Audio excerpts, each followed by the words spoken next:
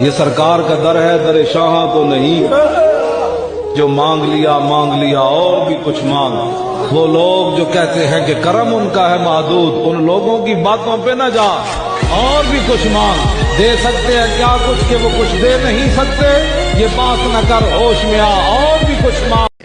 سیدنا علی المرتضیٰ کے بدن میں تیر پیوست ہو جاتا ہے، نماز میں کھڑے ہوتے ہیں تو یوں تیر نکال لیا جاتا ہے، آپ کو بعد میں پتا چلتا ہے کہ میرے بدن سے تیر نکالا گیا ہے۔ یہ ہے عبادت میں خشوع۔ جب اس کے ہو گئے، محویت کا یہ عالم ہے کہ اسی کے ہو گئے، کسی اور کی طرف دیکھیں کیوں جب نظارے اس کے ہیں نگاہوں۔ حضرت عائشہ صدیقہ رضی اللہ تعالیٰ عنہ فرماتی ہیں، میں نے نبی پاک صلی اللہ تعالیٰ علیہ وآلہ وسلم کو مرض وصال تک دیکھا ہے، حضور کے وصال تک، کہ حضور قرآن پاک کی آخری 2 سورتیں پڑھ کے سورت فلق اور ناس اپنے ہاتھوں پہ پھونکتے تھے، پھر جسم پہ ملتے تھے۔ قرآن پاک میں شفا ہے۔ اب تو لوگوں نے دم درود کو اس کو بڑا ہلکا سا کام سمجھ لیا۔ ویسے بھی یہ عاملوں کے ہتھے چڑھ گیا، ملنگوں کے ہتھے چڑھ گیا، کاروبار بن گیا، تجارت بن گئی۔ ورنہ قرآن پاک کی آیات پڑھی جائیں تو حضور نے فرمایا سورہ فاتحہ میں شفا ہے، اس میں کرم ہے۔ یہ چیزیں جو بڑی ہمارے لیے سود مند تھی، فائدہ مند تھی، ہم چھوڑ گئے۔ ایک بڑی خوبصورت حدیث ہے، سنیے گا۔ حضرت ابو سعید خدری رضی اللہ تعالیٰ عنہ حدیث کے راوی ہیں، بخاری میں موجود ہے۔ ارشاد فرماتے ہیں کہ ہم ایک سفر پہ تھے، واپس آ رہے تھے، ایک جگہ رات کو قیام کیا، سونا تھا، بستی تھی۔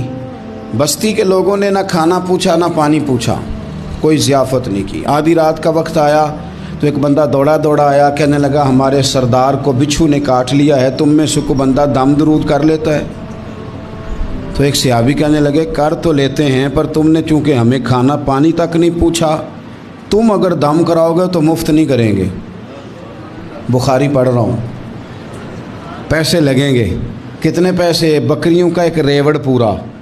شارحین نے لکھا 40 بکریاں، کنے دمہ دیاں؟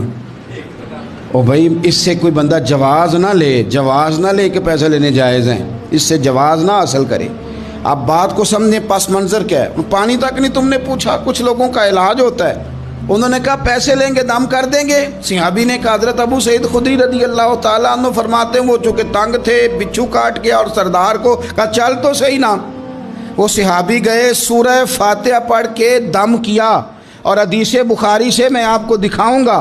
لوگ کہتے ہیں دم کدھر سے آ گیا؟ بخاری پڑھ رہا ہوں، صحیح بخاری۔ شفا تو اللہ نے دینی ہے نا، رب کریم نے شفا دے دی۔ بکریاں لے لیں، آ گئے جہاں آرام کر رہے تھے اس جگہ۔ صحابہ میں اختلاف ہو گیا، کچھ کہنے لگے بکریاں لینی چاہیے تھی، کچھ کہنے لگے نہیں لینی چاہیے تھی۔ حضرت ابو سعید خدری رضی اللہ تعالیٰ عنہ فرماتے ہیں پھر ہم نے فیصلہ کیا چپ کر کے سو جاؤ، صبح حضور کی بارگاہ میں جائیں گے۔ اگر کریم نے کہا لینی چاہیے تھی پھر تو موج بن گئی، اور اگر کہا نہیں لینی چاہیے تھی تو بکریاں ہانک کے واپس کر جائیں گے۔ مسئلہ کیا ہے؟ کہتے ہیں صبح گئے حضور کی بارگاہ میں، جا کے مسئلہ عرض کیا، یا رسول اللہ انہوں نے بھی پانی کوئی نہیں پوچھا تھا، ہم نے بھی کہا دم کریں گے تو پیسے لیں گے، تو ہم نے یہ بکریاں لی ہیں۔ شارحین لکھتے ہیں 40 تھی شاید، تو یا رسول اللہ اب کیا کریں؟ حضور مسکرانے لگے۔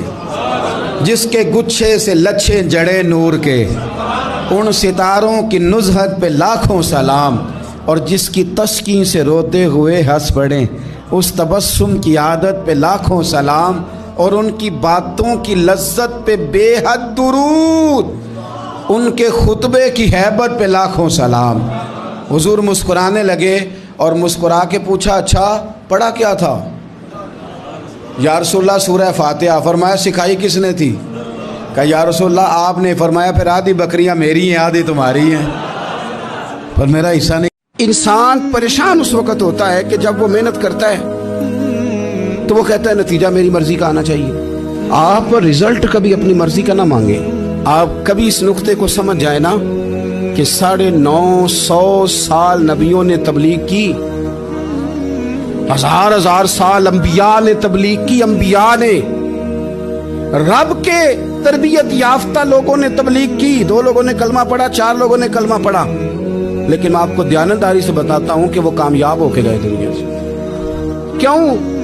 اس لیے کہ رب نے انہیں کہا تھا جا کے پیغام دینا ہے، یہ نہیں کہا تھا کہ بندوں کا بدلنا بھی ضروری ہے۔ اس لیے کہ جو ان کی ڈیوٹی تھی انہوں نے ڈیوٹی صحیح کی۔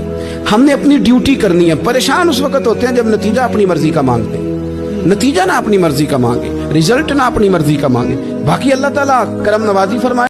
जख्म पे जख्म खा के जी, अपने लहू के घूंट पी, जख्म पे जख्म खा के जी, आह न कर लबों को सी, इश्क है दिल लगी नहीं, आगे कदम बढ़ाए जा, यानी ज़माने हाल से कह दे के हाँ सताए जा।